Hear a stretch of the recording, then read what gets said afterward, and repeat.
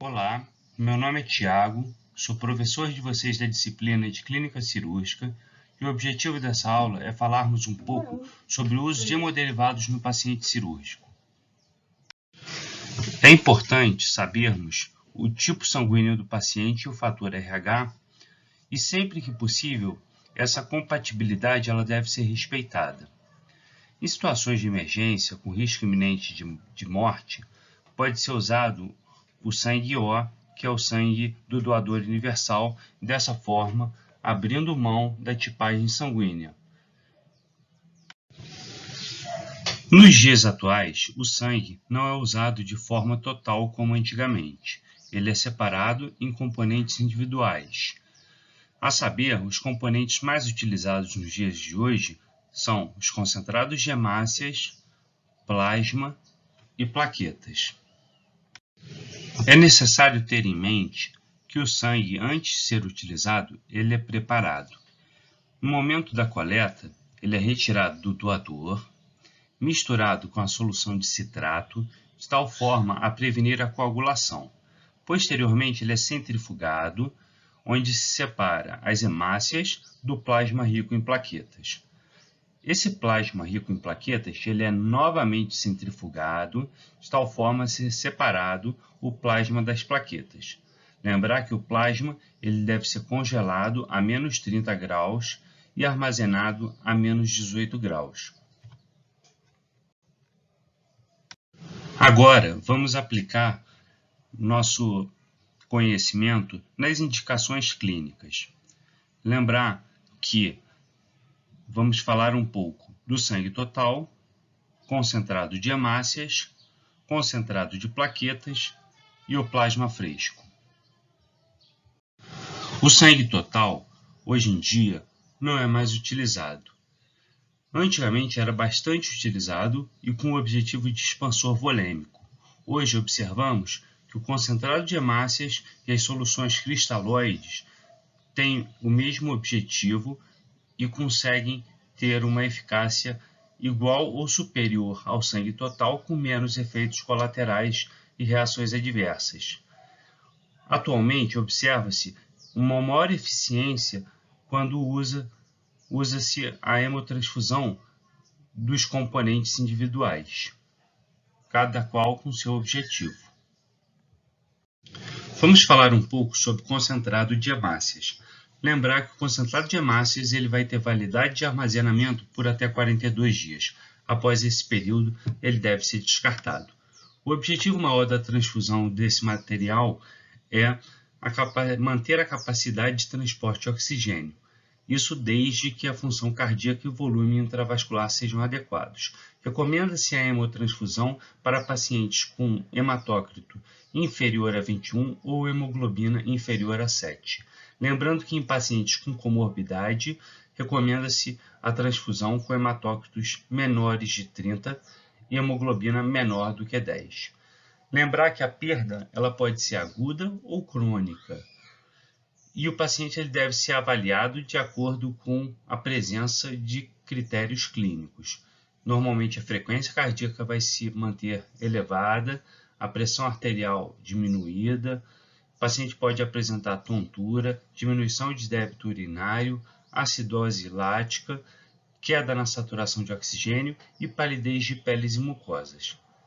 Lembrar que a cada transfusão de um concentrado de hemácias, espera-se um ganho de 2 a 3 pontos no hematócrito, isso num paciente de peso padrão em torno de 70 kg. Vamos falar um pouco sobre a transfusão de concentrado de plaquetas. É importante ter em mente que a meia-vida da plaqueta é muito curta. Rapidamente ela é depurada após transfundida.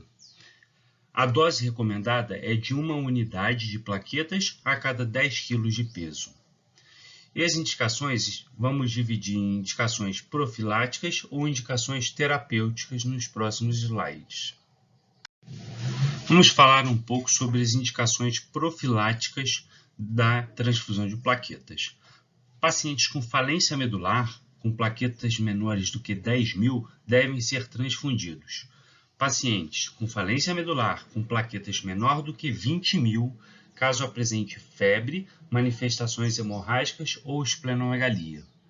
Pacientes submetidos a transfusões maciças com plaquetas menores do que 50.000 devem ser transfundidos também. Pacientes em pré-operatório que tenham disfunção plaquetária ou pacientes em pré-operatório com plaquetopenia também devem ser transfundidos. Nesta tabela, temos a contagem de plaquetas e o procedimento invasivo a qual o paciente vai ser submetido. Então, por exemplo, para pacientes com proposta de biópsia óssea ou aspirado de medula óssea, devem ser transfundidos se as plaquetas apresentarem contagem menor do que 20.000.